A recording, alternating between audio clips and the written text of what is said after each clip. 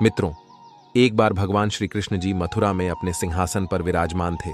तभी अचानक से आकाश मार्ग से देवर्षि नारद जी नारायण नारायण का जाप करते हुए भगवान श्री कृष्ण जी के पास पहुंच जाते हैं और भगवान श्री कृष्ण जी को प्रणाम करते हुए कहते हैं, हे प्रभु, आपको मेरा प्रणाम है।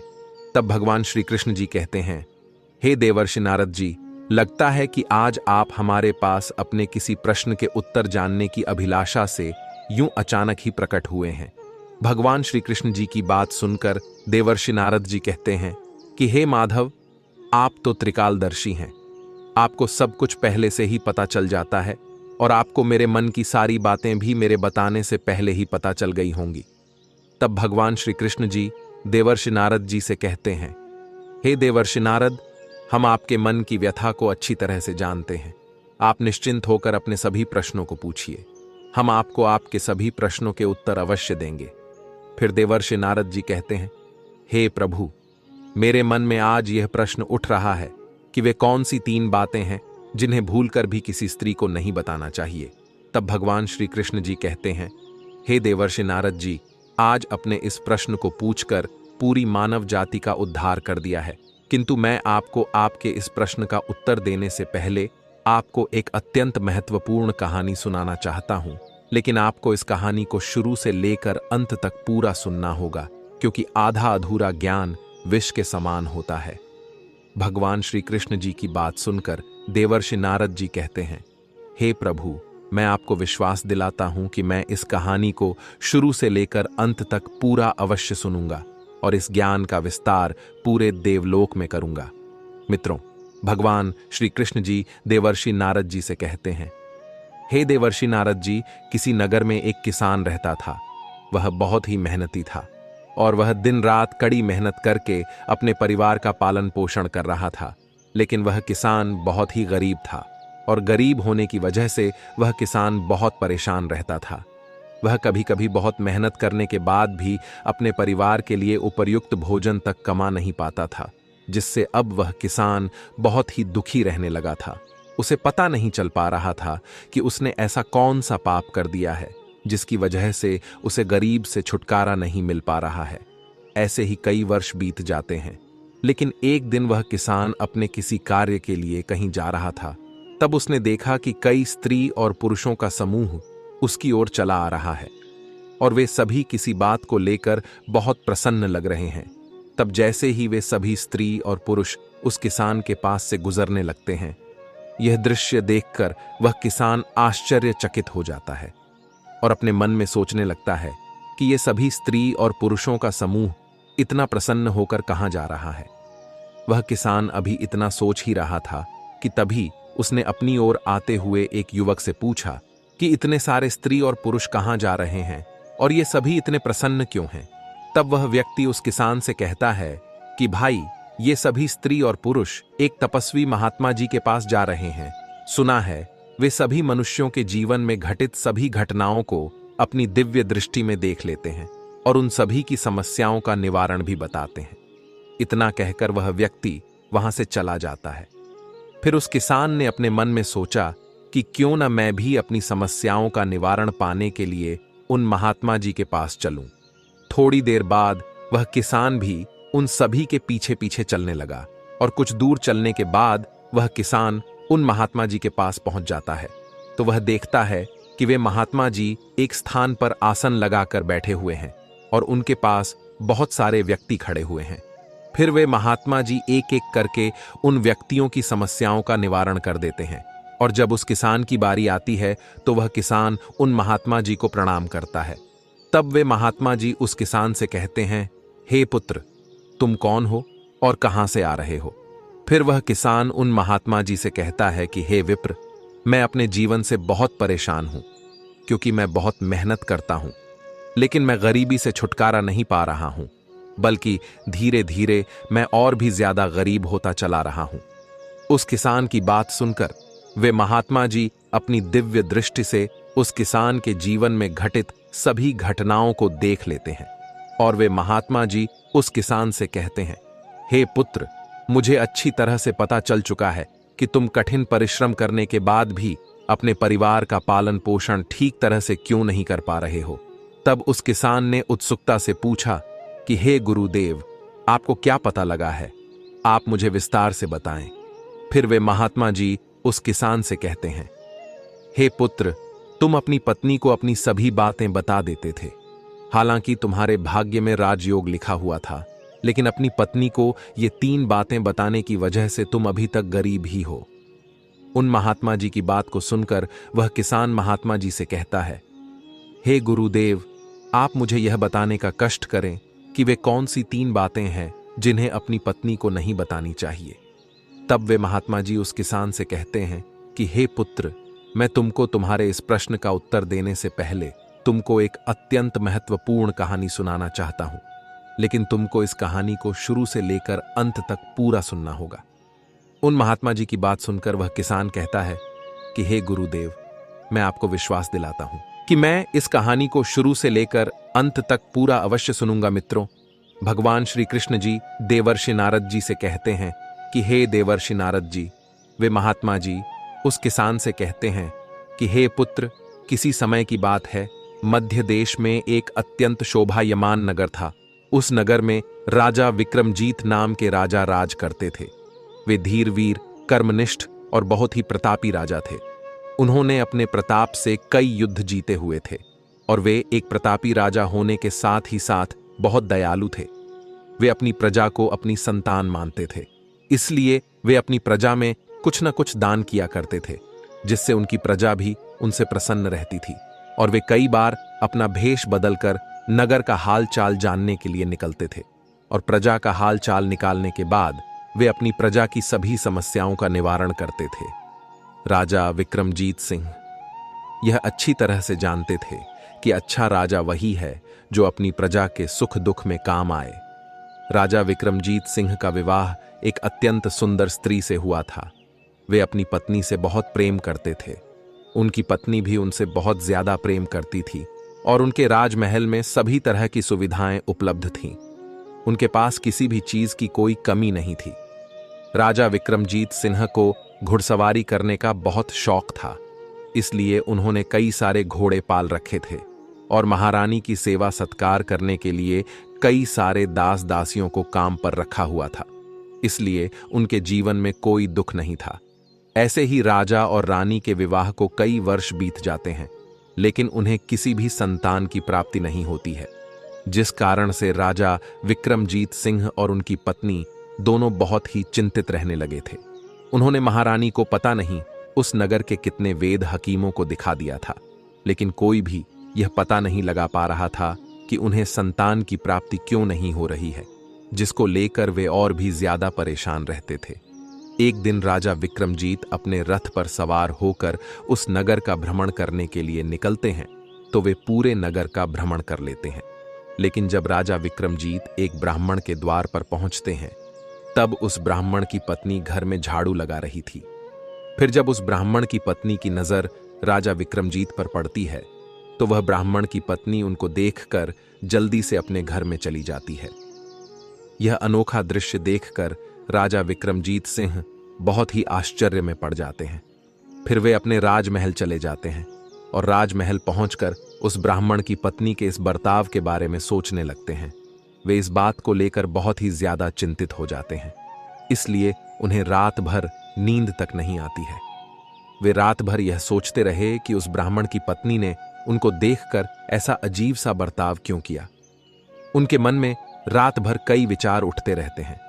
फिर सुबह उठते ही वो अपने सैनिकों से कहते हैं कि जाओ और उस ब्राह्मण की पत्नी को बंदी बनाकर मेरे पास ले आओ। राजा विक्रमजीत की आज्ञा सुनकर वे सैनिक उस ब्राह्मण के घर की ओर चले जाते हैं और उस ब्राह्मण के घर के पास पहुंचकर वे सैनिक उस ब्राह्मण के घर का दरवाजा खटखटाने लगते हैं।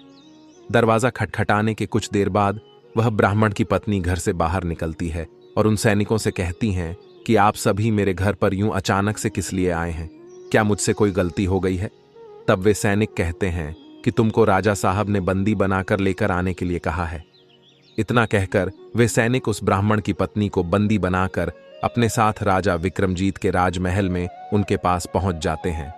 मित्रों, भगवान श्री कृष्ण जी देवर्षि नारद जी से कहते हैं, हे देवर्षि नारद। वे महात्मा जी उस किसान से कहते हैं, हे पुत्र, राजा विक्रमजीत के पास पहुंचने के बाद वह ब्राह्मण की पत्नी उनसे कहती हैं कि हे राजन, आपने मुझे बिना किसी वजह के बंदी बनाकर अपने पास क्यों बुलाया है। तब राजा विक्रमजीत उस ब्राह्मण की पत्नी से कहते हैं कि कल मैं जब नगर का भ्रमण कर रहा था तब किसी ने भी मुझे देखकर कोई भी बर्ताव नहीं किया था, लेकिन जब मैं तुम्हारे घर के पास पहुंचा तब मुझे देखकर अपने घर के अंदर क्यों चली गई थी।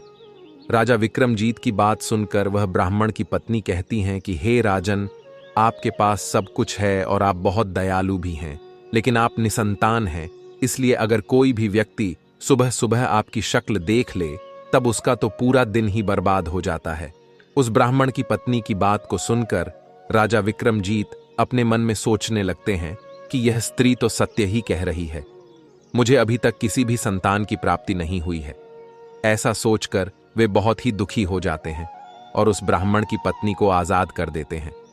फिर वे अपने मन में यह ठान लेते हैं कि मुझे संतान की प्राप्ति क्यों नहीं हो रही है, इसका पता मैं लगाकर ही रहूंगा और मैं बहुत सारे जप तप और धार्मिक अनुष्ठान करूंगा जिससे मुझे संतान की प्राप्ति अवश्य होगी। फिर वे प्रतिदिन जप तप करता है, कई अनुष्ठान भी करवाता है, लेकिन उसे यह सब करने के बावजूद भी इसका कोई लाभ नहीं मिलता है और राजा विक्रमजीत और उनकी पत्नी दोनों ही बूढ़े होते चले जा रहे थे, लेकिन उन्हें अभी किसी संतान की प्राप्ति नहीं हुई थी। इसलिए राजा और रानी दोनों बहुत परेशान रहने लगे थे। एक दिन राजा विक्रमजीत और उनकी पत्नी यह सोच सोचकर बहुत व्याकुल हो रहे थे कि अब हमारे राज्य का क्या होगा, हमारे राज्य का उत्तराधिकारी कौन बनेगा, हमारे राज्य को कौन संभालेगा और कौन हमारी प्रजा की जिम्मेदारी लेगा। वे रात दिन इसके बारे में सोच रहते थे। अब राजा और रानी इस बारे में इतना ज्यादा सोचने लगते हैं कि वे दोनों खाना पानी तक सब कुछ छोड़ देते हैं, और अगर कोई भी दास या दासी उनको थोड़ा सा भोजन या पानी पीने के लिए कहते थे तो राजा और रानी उन्हें बिल्कुल इनकार कर देते थे और उनसे कहते थे कि अगर हमारा कोई उत्तराधिकारी ही नहीं बचेगा तो इतने सुख की कोई आवश्यकता नहीं है। और फिर वे दोनों रोने लगते थे। ऐसे ही कई दिन बीत जाते हैं। वे दोनों अन्न का एक दाना तक अपने मुख में नहीं ले जाते हैं। मित्रों, भगवान श्री कृष्ण जी देवर्षि नारद जी से कहते हैं, हे देवर्षि नारद, वे महात्मा जी उस किसान से कहते हैं, हे पुत्र, एक दिन फिर राजा विक्रमजीत अपने रथ पर सवार होकर नगर का भ्रमण करने के लिए निकल जाते हैं। तब वे नगर का भ्रमण करते करते किसी वन का भ्रमण करने लगते हैं। फिर अचानक से उनकी नजर एक तपस्वी साधु पर पड़ती है, तो वे देखते हैं कि वे साधु अपनी कुटिया के सामने ध्यान साधना में लीन हैं, जिन्हें देखकर राजा विक्रमजीत अपने रथ से उतरकर उस साधु के पास पहुंच जाते हैं और अपने दोनों हाथों को जोड़कर उस साधु की आंखें खुलने का इंतजार करने लगते हैं। उसके कुछ ही देर बाद वह साधु अपनी आंखें खोलते हैं और वे देखते हैं कि स्वर्ण से सुसज्जित एक अत्यंत प्रतापी राजा उनके सामने अपने हाथों को जोड़कर खड़ा हुआ है। तब वह साधु राजा विक्रमजीत से कहता है कि हे राजन, आप बहुत चिंतित लग रहे हैं, इसकी क्या वजह है, आप मुझे बताने का कष्ट करें। फिर राजा विक्रमजीत कहते हैं, हे विप्र, आप तो त्रिकालदर्शी हैं, आपको तो सब कुछ पहले से ही पता होता है, आपको मेरी भी दुविधा का भान है। तब वह साधु राजा विक्रमजीत की दशा देखकर उनसे कहता है कि हे राजन, मुझे आपकी सभी समस्याओं का भान पहले से ही है और मेरे पास आपकी इस दुविधा का निवारण भी है। फिर वह साधु कुटिया के अंदर जाता है और कुटिया के अंदर से थोड़ी सी खीर लाकर राजा विक्रमजीत को दे देता है और उनसे कहता है कि वैसे तो आपके भाग्य में संतान का योग नहीं है, लेकिन आपकी इस दशा को देखकर मैं जो यह खीर दे रहा हूं, इसे तुम अपनी पत्नी को खिला देना, जिससे तुम्हें संतान की प्राप्ति अवश्य होगी। किंतु आप मेरी एक बात और सुन लो, आपको संतान में पुत्र की प्राप्ति तो होगी, लेकिन वह सिर्फ 20 वर्ष तक ही जीवित रह पाएगा। उसके आगे वह इस पृथ्वी लोक पर जीवित नहीं रह पाएगा। वह साधु आगे कहता है कि मैं आपको इससे ज्यादा और क्या ही दे सकता हूं, इससे ज्यादा मेरे लिए संभव नहीं है। इतना कहकर वह साधु अपनी आंखें बंद करके फिर से ध्यान साधना में लग जाता है। यह सुनने के बाद राजा विक्रमजीत सोचने लगते हैं कि 20 वर्ष काफी हैं, उतने समय में उसको अपनी तरह धीर वीर योद्धा बनाऊंगा, उसकी बड़े जी जान से सेवा करूंगा, उसे बहुत प्रेम और दुलार करूंगा और उसकी सभी इच्छाओं को पलक झपकते ही पूरा कर दूंगा, जिससे मेरे मन की मरी हुई इतने वर्षों की इच्छा जीवित हो जाएगी। इतना सोचकर राजा विक्रमजीत फिर से अपने रथ पर सवार होकर अपने राजमहल पहुंच जाते हैं और रानी को उस साधु द्वारा बताए गए सभी बातों का वृतांत सुना देते हैं, जिसको सुनकर रानी बड़े ही आश्चर्य में पड़ जाती हैं। फिर राजा विक्रमजीत रानी को उस साधु द्वारा दी हुई खीर दे देते हैं और उनसे कहते हैं कि हे प्रिय, उस साधु ने तुमको यह खीर खाने के लिए दी है। राजा विक्रमजीत की बात सुनकर रानी कहने लगी कि हे नाथ, हम दोनों ने पता नहीं कितने दान धर्म किए हैं, कई वर्षों तक अनुष्ठान किए हैं, लेकिन हमें कोई भी फल नहीं मिला है, और अब आप कह रहे हैं कि इस खीर को खाने से हमें संतान की प्राप्ति होगी। मित्रों, भगवान श्री कृष्ण जी कहते हैं, हे देवर्षि नारद जी। वे महात्मा जी उस किसान से कहते हैं, हे पुत्र। रानी की बात सुनकर राजा विक्रमजीत रानी से कहते हैं कि हे प्रिय, जब हम दोनों इतना सब कुछ कर चुके हैं और सह लिया है, तो अब इस उपाय को भी करके देख लेते हैं। क्या पता हो सकता है इस उपाय को करने के बाद भगवान हमारी सुन ही ले और हमसे प्रसन्न होकर भगवान हमें पुत्र प्रदान कर ही दें, और हम दोनों उस साधु के क्रोध को बुलावा क्यों दें। यदि हम उनकी बात को नहीं मानेंगे तो वे साधु हमसे क्रोधित हो जाएंगे और क्रोध में आकर वे हम दोनों को श्राप भी दे सकते हैं। वैसे तो रानी को अब किसी पर भी ज्यादा विश्वास नहीं था और उन्हें राजा विक्रमजीत की बातों में भी विश्वास नहीं हो रहा था, लेकिन रानी ने सोचा कि मेरे पति संतान न होने के कारण बहुत ही दुखी हैं, इसलिए मैं यह खीर खा ही लेती हूं। अगर मेरे भाग्य में मां बनने का सुख होगा तो मुझे पुत्र की प्राप्ति अवश्य होगी। इतना सोचकर रानी उस खीर को खाने के लिए राजी हो जाती है। फिर एक दिन राजा विक्रमजीत की रानी स्नान आदि कार्यों को करके भगवान शिव और अपने पूर्वजों का स्मरण करते हुए उस साधु द्वारा दी हुई खीर को खा लेती है। उसके बाद राजा विक्रमजीत और रानी निश्चिंत होकर सो जाते हैं। उसके कुछ ही दिनों बाद रानी गर्भवती हो जाती है। रानी को गर्भवती देखकर राजा विक्रमजीत बहुत ही प्रसन्न हो जाते हैं और रानी से कहते हैं कि देखो, भगवान ने हमें संतान का सुख दे दिया है। तब रानी कहती हैं कि हे नाथ, आप सच कह रहे थे। उस तपस्वी साधु के द्वारा भगवान की कृपा हमारे ऊपर बरस पड़ी है। फिर राजा विक्रमजीत और उनकी रानी दोनों ही बहुत खुशियां मनाते हैं, पूरे नगर में मिष्ठान आदि वितरित करते हैं और राजा विक्रमजीत रानी की सेवा करने के लिए और भी कई सारी दासियों को रखते हैं। उनकी सुरक्षा के लिए कई नए सैनिकों को नियुक्त करते हैं और रानी की जरूरत की सभी वस्तुओं को महल में उनके कहने से पहले ही उपलब्ध करवा देते हैं।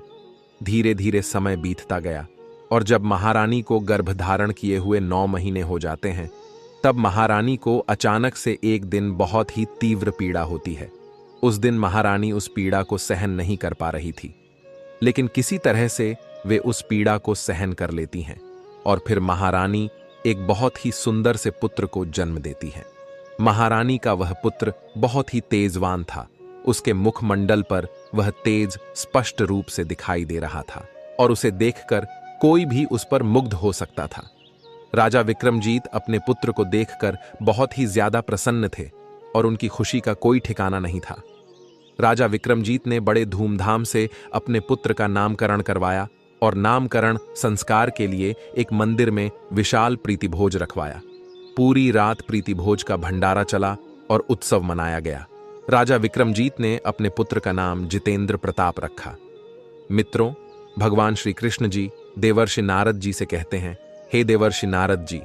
वे महात्मा जी उस किसान से कहते हैं, हे पुत्र, राजा विक्रमजीत ने अपने पुत्र जितेंद्र प्रताप की कुंडली देखने के लिए उस नगर के सबसे विद्वान पंडित को बुला रखा था, लेकिन जब उस पंडित ने राजा विक्रमजीत के उस पुत्र की कुंडली देखी, तब वह पंडित राजा विक्रमजीत के उस पुत्र जितेंद्र प्रताप की कुंडली देखकर बहुत ही चिंतित हो गया और राजा विक्रमजीत और रानी से कहने लगता है कि हे राजन, आपका जो यह पुत्र है यह सिर्फ 20 वर्ष तक ही जीवित रहेगा।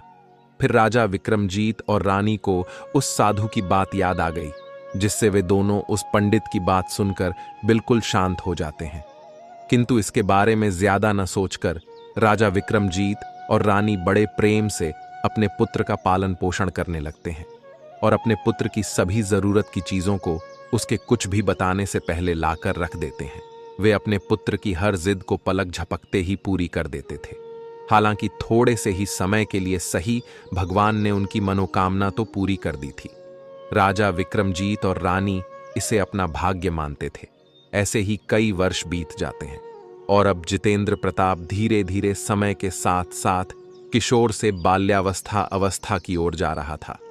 जब जितेंद्र प्रताप 14 वर्ष का हो जाता है तो राजा विक्रमजीत अपने पुत्र जितेंद्र प्रताप की शिक्षा दीक्षा, अस्त्र शस्त्र की विद्या, घुड़सवारी आदि का ज्ञान देने के लिए एक अच्छे गुरु को नियुक्त कर देते हैं। फिर जितेंद्र प्रताप के गुरुदेव उसे अच्छी तरह से शिक्षा दीक्षा देते हैं। उसे उसके सभी प्रश्नों के सटीक उत्तर देते हैं। अपने प्रश्नों के सटीक उत्तर पाकर जितेंद्र प्रताप भी अपने गुरुदेव के द्वारा दी गई शिक्षा को ध्यान से ग्रहण करता है।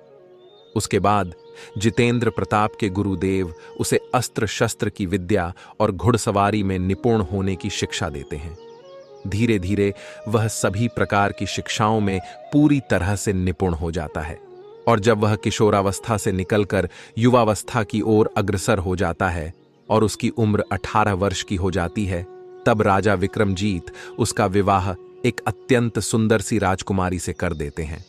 उन दोनों के विवाह को 2 वर्ष बीत जाते हैं और जितेंद्र प्रताप 20 वर्ष का हो जाता है। तब वह अपने पिता से कहता है कि पिताश्री, मैं अपने नगर का भ्रमण करना चाहता हूं। मैं राजमहल से बाहर कभी गया ही नहीं हूं। अपने पुत्र की बात सुनकर राजा विक्रमजीत बहुत ही ज्यादा चिंतित हो जाते हैं, क्योंकि उनके पुत्र जितेंद्र प्रताप का 20वां वर्ष शुरू हो गया था और अब उन्हें इस बात का यह डर था उनके पुत्र के साथ कोई अनहोनी न हो जाए। वे अपने पुत्र को महल से बाहर निकलने से रोक भी नहीं सकते थे और अपने पुत्र को उस साधु द्वारा बताई गई सभी बातों को बता भी सकते थे। वे बहुत बड़ी दुविधा में पड़ गए थे, लेकिन उन्होंने अपने हृदय को कठोर करते हुए अपने मुखमंडल पर प्रसन्नता जताते हुए अपने पुत्र से कहते हैं कि हाँ जरूर पुत्र, तुम्हें अपने नगर का भ्रमण करने का पूरा अधिकार है और तुम्हें अपने पूरे नगर का भ्रमण करके सब कुछ देखना आवश्यक है। कहाँ क्या है यह सब जानना तुम्हारे लिए बहुत ही जरूरी है, क्योंकि आगे चलकर तुम्हें ही इस नगर का राजा बनना है। लेकिन पुत्र, तुम सिर्फ मेरी एक बात का ध्यान रखना कि तुम कहाँ जा रहे हो, क्या कर रहे हो। यह बात अपनी पत्नी को कभी नहीं बताना। पिता की बात सुनकर उसका पुत्र उनसे कहता है कि ठीक है पिताश्री, मैं आपकी बातों को ध्यान में रखूंगा। एक दिन जितेंद्र प्रताप अपनी पत्नी से दिन भर हंसी भरी कई बातें करता है, उत्सव मनाता है और जैसे ही रात के 12 बजते हैं वैसे ही जितेंद्र प्रताप अपने बिस्तर से उठकर महल के बाहर चला जाता है। फिर सुबह होने से पहले अपने महल में वापस पहुंच जाता है और आते ही अपने बिस्तर पर लेट जाता था। ऐसे ही कई दिन बीत जाते हैं और कई दिनों तक यह सब चलता रहा। मित्रों, भगवान श्री कृष्ण जी कहते हैं, हे देवर्षि नारद जी, वे महात्मा जी उस किसान से कहते हैं कि हे पुत्र, अब राजा का पुत्र जितेंद्र प्रताप का 20वां वर्ष समाप्त होने में कुछ ही दिन शेष बचे हुए थे। एक दिन की बात है, जब जितेंद्र प्रताप 12 बजते ही महल से बाहर निकल जाता है, तब कुछ देर के बाद जितेंद्र प्रताप की पत्नी की नींद अचानक से खुल जाती है। तो उसकी पत्नी देखती है कि जितेंद्र प्रताप अपने बिस्तर पर नहीं है। यह देखकर उसकी पत्नी बहुत आश्चर्य में पड़ जाती है और अपने पति को पूरे महल में ढूंढती है, लेकिन उसका पति उसे महल में कहीं पर भी नजर नहीं आता है। तब वह अपने पति के न मिलने की वजह से और भी ज्यादा चिंतित हो जाती है। किंतु वह अपने पति के न मिलने की बात किससे करती, क्योंकि राजा विक्रमजीत और रानी दोनों गहरी निद्रा में सोए हुए थे। इसलिए वह किससे कहती, क्या करती। यह सब सोचकर चुपचाप से अपने बिस्तर पर लेट जाती है। फिर सुबह से पहले ही जितेंद्र प्रताप की पत्नी देखती है कि उसका पति अपने बिस्तर पर लेटा हुआ है। यह देखकर उसकी पत्नी बहुत आश्चर्य में पड़ जाती है, किंतु वह अपने पति से इसके बारे में कोई भी बात नहीं पूछती हैं। और दूसरी रात भी वैसा ही होता है और कई दिनों तक ऐसा ही होता है। जितेंद्र प्रताप की पत्नी अपने पति के इस व्यवहार को लेकर बहुत ही ज्यादा चिंतित रहती थी और अब वह बहुत उदास रहने लगी थी। जितेंद्र की पत्नी के मन में ये प्रश्न उठते रहते थे कि उसका पति रात को कहाँ जाता है, क्या करता है, किससे मिलता है। क्या मेरा पति किसी पराई स्त्री के साथ संबंध बनाने के लिए इतनी रात को महल से बाहर निकलता है? इसी तरह के कई प्रश्न उसके मन में उठते रहते थे, किंतु वह जितेंद्र प्रताप से पूछने में बहुत डरती थी। वह अपने पति के सामने ज्यादा कुछ बोल ही नहीं पाती थी और यह सोचते हुए अपने पति से नहीं पूछती थी कि अगर मेरे पूछने पर उन्हें गुस्सा आ जाएगा और कहीं क्रोध में आकर वे कुछ कर बैठते हैं तो अपने सास ससुर को क्या जवाब दूंगी। और अगर मैं इस बारे में अपने सास ससुर से पूछती हूं तो उनके कुल की मर्यादा बीच में आ जाती है, इसलिए मैं इस बात को अपने सास ससुर से क्यों पूछूं। इस तरह से वह मन ही मन अपने आप को कोसती रहती थी और अब उसकी हालत बहुत ही खराब हो गई थी, क्योंकि उसने कई दिनों से खाना पानी सब कुछ छोड़ रखा था, जिस वजह से वह एकदम दुबली पतली हो बहुत कमजोर हो गई थी। एक दिन रानी परेशान बैठी थी, तभी उनके पास उनकी एक दासी आ जाती है और उनसे कहती हैं कि हे रानी साहिबा, मैं आपको कई दिनों से देख रही हूं। आप किसी बात को लेकर बहुत चिंतित हैं और आपने कई दिनों से खाना पानी भी छोड़ दिया है, जिस कारण से आप बहुत ही दुबली पतली हो गई हैं। कृपया आप मुझे अपनी परेशानी को बताएं। क्या पता मेरे पास ही आपकी परेशानी का हल हो और एक स्त्री ही दूसरी स्त्री के काम आती है, उसके दुखों को समझ सकती है। उस दासी की बात सुनकर रानी उसकी बात से बहुत प्रभावित होती है और फिर रानी उस दासी से कहती हैं, बहन मैं क्या बताऊं, राजा साहब दिन में तो सही से रहते हैं, सभी के साथ हंसी मजाक किया करते हैं, किंतु रात्रि होते ही जब राजमहल में सभी गहरी निद्रा में सोए होते हैं तब राजा साहब अपने बिस्तर से उठकर ठीक 12 बजे राजमहल से बाहर निकल जाते हैं। और आश्चर्य की बात तो यह है कि वे सुबह होने से पहले से अपने बिस्तर पर आकर लेट जाते हैं और वे पता नहीं कहां जाते हैं, किससे मिलते हैं। वे अपनी किसी प्रेमिका से मिलते हैं। यह सब सोचकर मैं दिन रात बहुत चिंतित रहती हूं और इस कारण से मैंने खाना पानी सब कुछ छोड़ दिया है और इसीलिए मेरी यह दशा हुई है। मैं इस कारण से ही इतनी दुबली पतली हो गई हूं। मित्रों, भगवान श्री कृष्ण जी देवर्षि नारद जी से कहते हैं, हे देवर्षि नारद, वे महात्मा जी उस किसान से कहते हैं, हे पुत्र। रानी की बात सुनकर वह दासी रानी से कहती हैं कि रानी साहिबा, आज आप रात में नहीं सोना और राजा साहब के पीछे पीछे चलकर उन्हें देखना कि वे इतनी रात को कहां जाते हैं, क्या करते हैं, किससे मिलते हैं, उन पर ठीक तरह से निगरानी रखना। तब रानी उस दासी से कहती हैं कि बहन, अगर मुझे नींद आ गई तो मैं क्या करूंगी। फिर वह दासी रानी से कहती हैं कि हे रानी साहिबा, नींद न आने के लिए आप एक उपाय कर सकती हैं। नींद न आने के लिए आप अपने बाएं हाथ की उंगली में एक छोटा सा घाव बना लेना और घाव को थोड़ी देर बनाए रखने के लिए आपको उस उंगली पर थोड़ी सी लाल मिर्च छिड़क लेना, जिससे आपकी उस उंगली में बहुत ज्यादा जलन पैदा हो जाएगी और आप उस पीड़ा को सहन नहीं कर पाओगी। फिर आपकी उंगली में जलन पैदा होने के कारण आपको रात भर नींद नहीं आएगी। तब रानी अपनी उस दासी के कहे अनुसार अपनी बाएं हाथ की उंगली में एक छोटा सा घाव बना लेती है और उस उंगली में थोड़ा सा लाल मिर्च भी छिड़क देती है, जिससे उसको रात भर नींद नहीं आती है। लेकिन जब रात के 12 बजने वाले ही होते हैं कि रानी साहिबा को नींद आ जाती है और वे गहरी निद्रा में सो जाती हैं, किंतु जब सुबह उनकी नींद खुलती है तो वह दासी रानी के लिए थोड़ा सा भोजन लेकर आती है और रानी के कान के पास पहुंचकर बहुत ही धीमी आवाज में कहती है कि क्या हुआ रानी साहिबा, क्या आप देख पाई कि राजा साहब इतनी रात में कहां जाते हैं, किससे मिलते हैं। तब रानी निराश होते हुए उस दासी से कहती हैं कि बहन, जिस समय मैंने अपने बाएं हाथ की उंगली में घाव बनाया था और उसमें थोड़ी सी लाल मिर्च छिड़क दिया था, उसके बाद मुझे बहुत जलन हो रही थी, जिसकी वजह से मुझे कुछ समय तक नींद नहीं आई।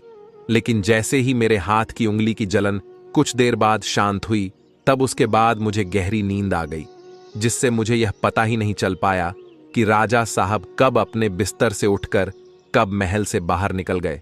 मुझे इसके बारे में कुछ भी नहीं पता है। रानी की बात सुनकर उसकी दासी कहने लगती है कि रानी साहिबा, कोई बात नहीं, आज आप फिर से अपने बाएं हाथ की उंगली में थोड़ा सा घाव बना लेना और उसके बाद उस उंगली में ज्यादा मात्रा में लाल मिर्च छिड़क लेना। तब रानी सब कुछ वैसा ही करती है। लेकिन वह केवल अपने पति को बिस्तर से उठकर महल से बाहर निकलने के समय उनकी नींद खुल जाती है। किंतु वे अपने पति के पीछे नहीं जा सकी, क्योंकि उस समय उनकी आंखें बंद हो गई थीं और उन्हें गहरी नींद आ चुकी थी। दूसरे दिन जब वह दासी रानी से फिर से राजा विक्रमजीत के रात में महल से बाहर निकलने का रहस्य पूछने लगती है, तो रानी बहुत जोर जोर से विलाप करने लगती हैं और विलाप करते हुए ही अपनी उस दासी से कहने लगती हैं कि बहन, आज भी मैं उनकी पहरेदारी ठीक प्रकार से नहीं कर पाई हूं। इतना कहकर रानी फिर से विलाप करने लगती है। फिर उसकी वह दासी रानी से कहती हैं, रानी साहिबा, सब कुछ ठीक हो जाएगा, आप यूं विलाप न करें, आपको विलाप करना शोभा नहीं देता है। और आगे कहती हैं कि रानी साहिबा, आज रात आप अपने बाएं हाथ की उंगली में और भी बड़ा घाव कर लेना और उस उंगली पर पहले से ज्यादा लाल मिर्च के साथ नमक भी छिड़क लेना, जिससे आपको रात में बिल्कुल भी नींद नहीं आएगी। किंतु आपको ऐसा करने पर बहुत पीड़ा सहन करनी होगी। तब रानी कहती हैं कि मैं इस बात का पता लगाने के लिए कैसी भी पीड़ा सहन कर सकती हूं। मुझे सिर्फ इस बात का पता लगाना है कि राजा साहब इतनी रात को कहां जाते हैं और किससे मिलते हैं। रानी की बात सुनकर वह दासी कहती हैं कि ठीक है, लेकिन रानी साहिबा, आपको एक और काम करना होगा। जब राजा साहब अपने बिस्तर से उठकर महल से बाहर निकलने लगे तो आपको उनका रास्ता रोककर उनके सामने खड़ी हो जाना है। मित्रों, भगवान श्री कृष्ण जी कहते हैं, हे देवर्षि नारद जी, वे महात्मा जी उस किसान से कहते हैं, हे पुत्र, रानी उस दासी द्वारा बताई गई बातों को ध्यान से सुनती है और रात्रि होते ही वह एक बार फिर से अपने बाएं हाथ की उंगली में पहले से और भी बड़ा घाव कर लेती है और उंगली पर पहले से थोड़ा ज्यादा लाल मिर्च और नमक छिड़क लेती है, जिससे उन्हें पहले से और भी ज्यादा जलन होने लगती है और अब जलन के कारण उन्हें बिल्कुल भी नींद नहीं आ रही थी। फिर जैसे ही रात के 12 बजते हैं, तब वे देखती हैं कि उनका पति अपने बिस्तर से उठकर महल से निकलने जा रहा है। तो वे उस दासी के बताए अनुसार जल्दी से अपने बिस्तर से उठकर राजा साहब को रोककर उनके सामने खड़ी हो जाती हैं और राजा साहब से कहती हैं कि आप इतनी रात को इस तरह से कहां जा रहे हैं और आप किससे मिलने जा रहे हैं? आप मुझे सब कुछ बताएं, बिना आप इस महल से बाहर कहीं नहीं जा सकते हैं। रानी बहुत जिद करने लगती है कि आखिर मुझे भी आपके बारे में सब कुछ जानने का पूरा हक है। रानी को इस प्रकार से जिद में देखकर जितेंद्र प्रताप अपनी पत्नी को समझाने की बहुत कोशिश करते हैं और रानी से कहते हैं कि हे प्रिय, देखो, अगर मैंने तुमको यह पूरी बात बता दी तो मैं तुम्हें दोबारा कभी भी नहीं मिल पाऊंगा। तब रानी अपने पति से कहती हैं कि कोई बात नहीं है, आप मुझे मिल पाएं या नहीं, लेकिन आप मुझे यह पहले बताने का कष्ट करें कि आप रात के समय महल से बाहर कहां जाते हैं, क्या करते हैं और किससे मिलते हैं। जितेंद्र प्रताप अपनी पत्नी की जिद के सामने बिल्कुल असहाय हो गया था और अब पत्नी के आगे उसकी एक बात भी नहीं चल रही थी। ठीक उसी समय जितेंद्र प्रताप का 20वां वर्ष शुरू होने वाला था। तब वह कुछ सोचने लगता है और अपने हाथों में कुछ चावल लेकर उन चावलों को अभिमंत्रित करने के बाद अपनी पत्नी को देते हुए कहता है कि देखो, तुम इस चावलों के दानों को अपनी दोनों मुट्ठी में पकड़ लो और मेरे कहने के अनुसार दाएं हाथ में पकड़े हुए चावल के दानों को मेरे ऊपर फेंक देना, जिससे तुम्हें यह पता चल जाएगा कि मैं कौन हूं, और फिर बाद में बाएं हाथ में पकड़े चावल के दानों को मेरे ऊपर फेंक देना, जिससे मैं पहले जैसा हूं वैसा ही तुम्हें मिल जाऊंगा। लेकिन इतना याद रखना कि अगर तुम बाएं में पकड़े हुए चावल के दानों को मेरे ऊपर फेंकना भूल जाती हो, तब मैं तुम्हें नहीं मिल पाऊंगा।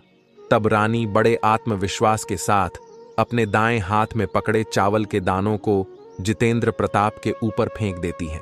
फिर रानी जैसे ही दाएं हाथ में पकड़े हुए चावल के दानों को अपने पति के ऊपर फेंक देती है, तो जितेंद्र प्रताप एक घोड़े में परिवर्तित हो जाता है और उस घोड़े की लंबी गर्दन, उसके लंबे लंबे बालों को देखकर रानी बहुत ही डर जाती है।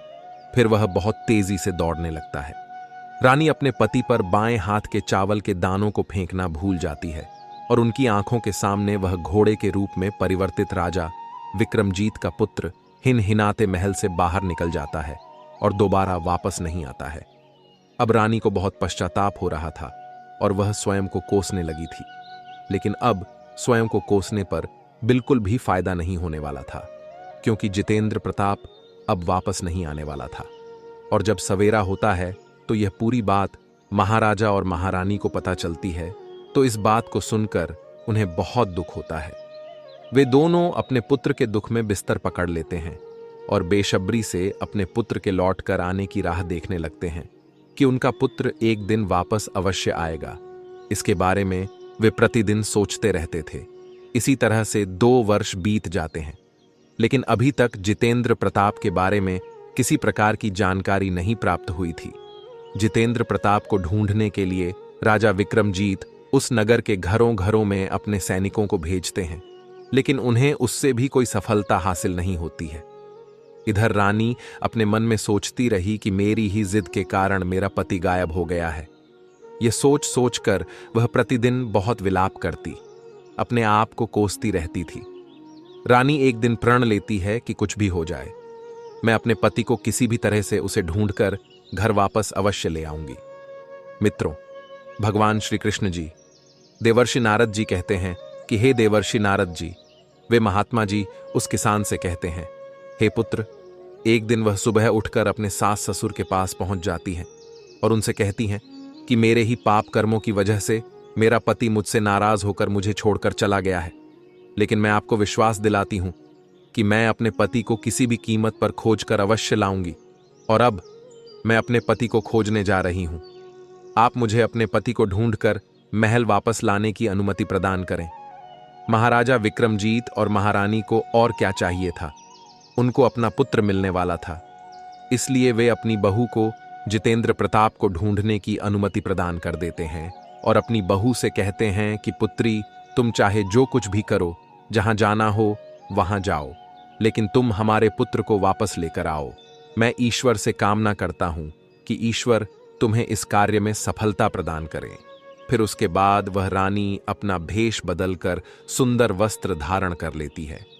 वह बिल्कुल किसी व्यापारी की पत्नी लग रही थी और अपने साथ कुछ दास और दासियों को लेकर, अपने साथ थोड़ा सा सामान लेकर किसी दूसरे नगर में पहुंच जाती है और उस नगर में पहुंचकर एक बड़ा सा भोजनालय खोल लेती है और उस नगर में आने जाने वाले सभी यात्रियों को मुफ्त में भोजन खिलाने लगती है। लेकिन उन्होंने एक अनोखी शर्त रखी कि उसे जितेंद्र प्रताप के बारे में कोई बात बतानी होगी, या कोई अनोखी बात जो उसने पहले कभी ना सुनी हो। फिर उस नगर के सभी नागरिक उस भेष बदले हुए रानी से कहते हैं कि मैंने इसे देखा है, यहां देखा है, वहां देखा है। यह कहकर वे सभी उस भोजनालय से मुफ्त में भोजन खाकर जाते थे, किंतु अभी तक रानी को जितेंद्र प्रताप के बारे में कोई भी जानकारी नहीं मिली थी। ऐसे ही कई दिन बीत जाते हैं। राजमहल में काम करने वाली दासी एक पुत्र और उसका पति रहा करते थे। एक दिन रानी की वह दासी अपने पुत्र को भोजन न करा के अपने पुत्र को अकेला ही छोड़कर राजमहल पहुंच जाती है, और इधर जब उस दासी का पति काम से घर लौटा तो उसने देखा कि उसका पुत्र घर पर अकेला है और जोर जोर से विलाप कर रहा है, तो वह बहुत ही क्रोधित हुआ। इतने में ही रानी की वह दासी वो भी घर में पहुंच जाती है, और जब रानी की उस दासी का पति उस दासी से कहता है कि पुत्र को घर पर अकेला छोड़कर तुम कहां गई थी, तब वह दासी कहती है कि हे नाथ, मैं तो राजमहल ही गई हुई थी और राजमहल में गहरे संकट के बादल छाए हुए हैं। रानी की उस दासी की बात सुनकर उस दासी का पति उससे कहता है कि चाहे जो हो, लेकिन तुम दोबारा से बच्चे को यदि अकेला छोड़कर कहीं गई तो मैं तुम्हें बहुत मारूंगा। तब रानी की वह दासी अपने पति से कहती है, हे नाथ, आगे से मैं ऐसा नहीं करूंगी।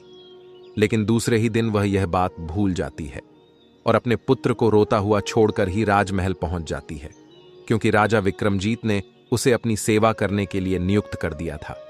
लेकिन शाम होते ही जब रानी की उस दासी का पति घर पहुंचता है, तो आज फिर अपने पुत्र को अकेला और रोता हुआ देखकर अब रानी की उस दासी के पति की सहन करने की क्षमता समाप्त हो गई थी, और रानी के उस दासी के घर पर आ जाने पर उसका पति उसे घर से निकाल देता है। वह अपने पति से घर का दरवाजा खोलने के लिए कहती है, लेकिन वह दरवाजा नहीं खोलता है। अब वह दासी रात भर घर के बाहर अंधेरे में बैठी रही, और जब रात में थोड़ा सा उजाला होता है तो वह किसी तरह राजमहल की तरफ जाने लगी।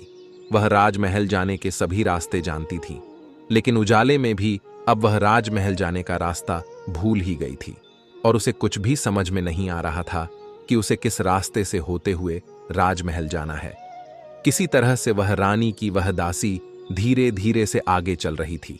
तभी अचानक से उसे एक गाय के गले में बंधी हुई घुंघरू के छन छन की आवाज सुनाई देती है। वह उसके सामने चलने लगती है। तब रानी की उस दासी ने सोचा कि मैं इस गाय के पीछे पीछे जाऊंगी तो राजमहल में अवश्य ही पहुंच जाऊंगी। इतना सोचकर वह दासी उस गाय के पीछे पीछे चलने लगती है। धीरे धीरे वह गाय उस नगर के पास पहुंच जाती है और एक बड़े से पत्थर के सामने जाकर रुक जाती है। फिर वह गाय जैसे ही अपने दोनों सींगों से उस पत्थर को ठोकर मारती है और उस पत्थर को उस स्थान से हटा देती है, तो पाताल लोक जाने के लिए सीढ़ियां दिखाई देने लगती हैं। जब वह गाय उन सीढ़ियों से नीचे जाने लगती है तो रानी की वह दासी जल्दी से उस गाय की पूंछ पकड़ लेती है और उस गाय की पूंछ पकड़कर रानी की वह दासी उसके साथ साथ पाताल लोक में पहुंच जाती है। मित्रों, भगवान श्री कृष्ण जी देवर्षि नारद जी से कहते हैं, हे देवर्षि नारद जी। वे महात्मा जी उस किसान से कहते हैं, हे पुत्र, पाताल लोक में पहुंचने पर रानी की उस दासी ने उस गाय की पूंछ छोड़ दी और जैसे ही उसने अपने चारों तरफ देखा तो वह यह सब देखकर बहुत आश्चर्य में पड़ गई, क्योंकि पाताल लोक में सभी स्थानों पर दीप जल रहे थे, जिससे उस स्थान के चारों तरफ बहुत तेज रोशनी दिखाई दे रही थी। और जब वह तेज रोशनी उस गाय पर पड़ती है तो उस समय वहां पर कई अनोखी घटनाएं घटती हैं और गाय के गले में रस्सी बंध जाती है और कोई उस गाय के थनों से दूध निकालने लगता है। लेकिन यह सब कुछ जो कोई कर रहा था वह उसे बिल्कुल भी दिखाई नहीं दे रहा था। यह सारा दृश्य देखकर रानी की वह दासी बहुत ही डर जाती है और अपने मन में सोचने लगती है कि मैं यहां कहां आकर फंस गई हूं। फिर वह दासी वहां छिपने के लिए जगह ढूंढने लगती है, लेकिन उसे छिपने के लिए वहां पर कहीं भी जगह नहीं मिलती है, क्योंकि उस जगह पर हर तरफ उजाला था। फिर वह दासी एक कोने में जाकर छिपकर खड़ी हो जाती है। उसके सामने जो कुछ भी हो रहा था वह उसे चुपचाप देख रही थी। कुछ देर बाद उस जगह पर एक काला घोड़ा आता है और वहां पर एक कुंड बना हुआ था। वह घोड़ा उस कुंड में छलांग लगाकर ऊपर आ जाता है और जितेंद्र प्रताप का रूप धारण कर लेता है। जितेंद्र प्रताप के रूप को रूप धारण करने के बाद उसने वहां रखे हुए नए नए वस्त्र पहने और उस जगह पर पड़े हुए एक सुंदर से पलंग पर आकर बैठ जाता है। फिर उसके सामने कई सारे पकवानों की थालियां आ जाती हैं। उसके सामने एक कबूतर बैठा हुआ था। जितेंद्र प्रताप ने उन सभी पकवानों को खाया और अपने बिस्तर पर लेटने से पहले भगवान सूर्य को स्मरण किया और अपने सामने बैठे हुए उस कबूतर से पूछने लगा कि मेरे माता पिता क्या कर रहे हैं, मेरा राज्य कौन चला रहा है और मेरी पत्नी क्या करती है। फिर कबूतर कहने लगा कि हे राजन, आपके माता पिता पुत्र के शोक में डूबे हुए हैं और आपके राज्य को आपका महामंत्री चला रहा है।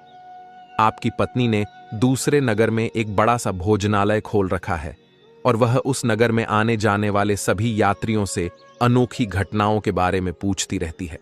फिर कबूतर की बातें सुनकर जितेंद्र प्रताप कहने लगा कि ठीक है। उसके कुछ ही देर बाद उसे नींद आ गई और वह सो गया।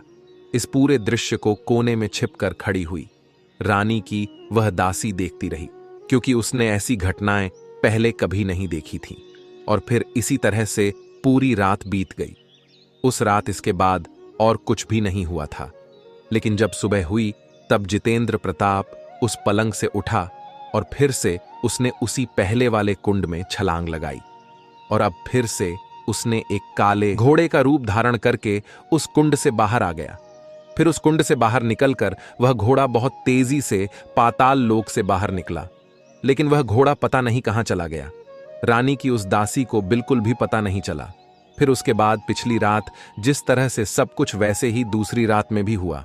लेकिन जब वह गाय तेजी से ऊपर जाने लगी तो उस गाय को ऊपर जाते हुए देखकर रानी की वह दासी सोचने लगी कि अब मेरा इस गाय के साथ इस जगह से ऊपर चले जाने में ही सबसे बड़ी समझदारी है, नहीं तो मेरे ऊपर कोई ना कोई मुसीबत आ जाएगी। इतना सोचकर उस दासी ने उस गाय की पूंछ पकड़ ली और उस गाय के साथ पाताल लोक से बाहर निकल आई। लेकिन जब वह दासी मैदान पर पहुंची तभी अचानक से उस सुरंग का द्वार अपने आप ही बंद हो गया और उसके मुख पर रखा हुआ वह पत्थर भी पहले की तरह हो गया। फिर वह गाय पाताल लोक से ऊपर आकर एक वन में चली गई और उधर वह दासी प्रसन्न होकर पाताल लोक में घटित सभी घटनाओं को बताने के लिए व्याकुल होने लगती है। मित्रों, भगवान श्री कृष्ण जी कहते हैं, हे देवर्षि नारद जी। वे महात्मा जी उस किसान से कहते हैं, हे पुत्र।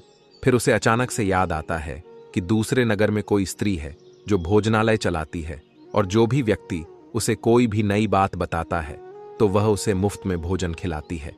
और वह सोचने लगी कि क्यों न मैं उस स्त्री के पास जाकर उसे उस पाताल लोक में घटित पूरी घटना का वृतांत सुना दूं, और यदि उसे यह बात अच्छी लगी तो मेरे खाने पीने की व्यवस्था की दिक्कत भी दूर हो जाएगी। इतना सोचकर रानी की वह दासी तुरंत ढोल नगाड़े अपने कंधों पर लाद कर बजाती हुई उस रानी के भोजनालय के द्वार पर पहुंच जाती है, और ढोल नगाड़े को इस तरह से बजा रही थी जिससे सभी व्यक्तियों का ध्यान उस पर केंद्रित हो सके। और जब ढोल नगाड़ों की आवाज उस भोजनालय की मालकिन यानी कि छोटी रानी सुनती है तो वे बहुत ही ज्यादा प्रसन्न हो जाती हैं, और प्रसन्नता से अपने मन में सोचने लगती हैं कि शायद किसी ने मुझे बताने के लिए कोई बड़ी बात लेकर आया है। फिर रानी अपने सैनिकों को आदेश देते हुए कहती है कि जाओ और ये जो ढोल नगाड़े बजा रहा है उसे बड़े सम्मान के साथ मेरे पास ले आओ। रानी का आदेश पाकर वे सैनिक दौड़ते हुए ढोल नगाड़े बजाने वाले के पास पहुंच जाते हैं तो वे देखते हैं कि एक सुंदर सी स्त्री अपने कंधों पर लाद कर ढोल बजा रही है। तब उन सैनिकों ने उस दासी से पूछा कि क्या हुआ, तुम इस तरह से ढोल क्यों बजा रही हो? फिर वह दासी कहने लगी कि कुछ नहीं, यहां मुफ्त में भोजन मिलता है, इसलिए मैं यहां आई हूं और मैं आपको नई बात भी बताना चाहती हूं। उस दासी की बात सुनकर वे सैनिक उसे भोजनालय के अंदर ले जाते हैं और उसके सामने एक बड़ी सी थाली रख देते हैं। उसमें अनेक प्रकार के व्यंजन परोस देते हैं। वह जल्दी जल्दी से भोजन करने लगती है क्योंकि उसने कई दिनों से थोड़ा सा भी भोजन नहीं करा था। और जब वह दासी भोजन कर लेती है तो रानी के वे सैनिक उसे नई साड़ी पहनने के लिए दे देते हैं। फिर उस दासी को रानी के पास ले जाते हैं। उसको एक बार में ही देखकर रानी और वह दासी दोनों देखकर तुरंत ही पहचान लेते हैं। और फिर रानी उस दासी से कहने लगती है कि अरे बहन, तुम यहां क्या कर रही हो? क्या तुम ही ढोल नगाड़े बजा रही थी? और तुमने क्या नई बात देखी है? रानी की बात सुनकर वह दासी रानी से कहती हैं कि हे रानी साहिबा, मैं ही ढोल नगाड़े बजा रही थी और मैंने राजा जितेंद्र प्रताप को देखा है। फिर वह दासी पाताल लोक में घटित सभी घटनाओं को बता देती है। तब रानी कहने लगी कि बहन, मुझे उस जगह पर जाना है, मुझे उस जगह ले चलो। फिर उस दासी ने रानी को जवाब देते हुए कहा कि हे रानी साहिबा, वह पाताल लोक एक श्राप है और यदि किसी ने आपको वहां जाते हुए देख लिया तो आपके प्राण भी जा सकते हैं। लेकिन रानी उस दासी की एक भी बात नहीं सुनती है और अब वह बहुत जिद करने लगती है। इसीलिए बाद में वह दासी उसकी बात मान लेती है और रानी से कहने लगती है कि ठीक है, मैं आपको वहां अवश्य लेकर चलती हूं, लेकिन आज मैं उस जगह पर नहीं चलेंगे, कल चलेंगे। अब फिर दूसरे दिन रानी शाम होने का इंतजार था और जब शाम हुई रानी और वह दासी उसी जगह पर गई। फिर से उस गाय ने पत्थर पर सींग मारी और पत्थर हट गया तो सुरंग का रास्ता खुल गया।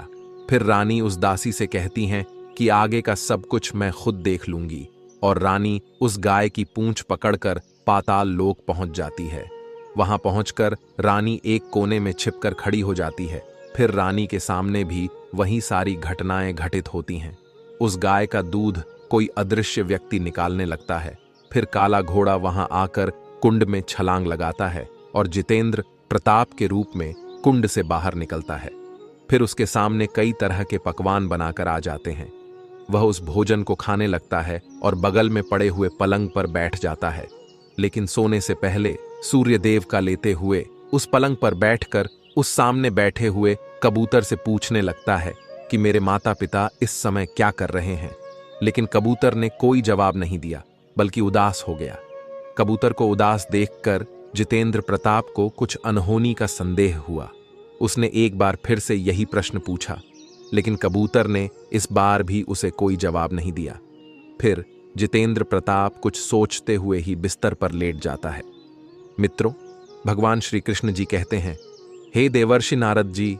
वे महात्मा जी उस किसान से कहते हैं, हे देवर्षि नारद जी, अपने पति की यह दशा देखकर अब रानी का संयम टूट जाता है और वह दौड़कर अपने पति के पास जाकर उसके पैर पकड़ने के लिए आगे बढ़ने लगी।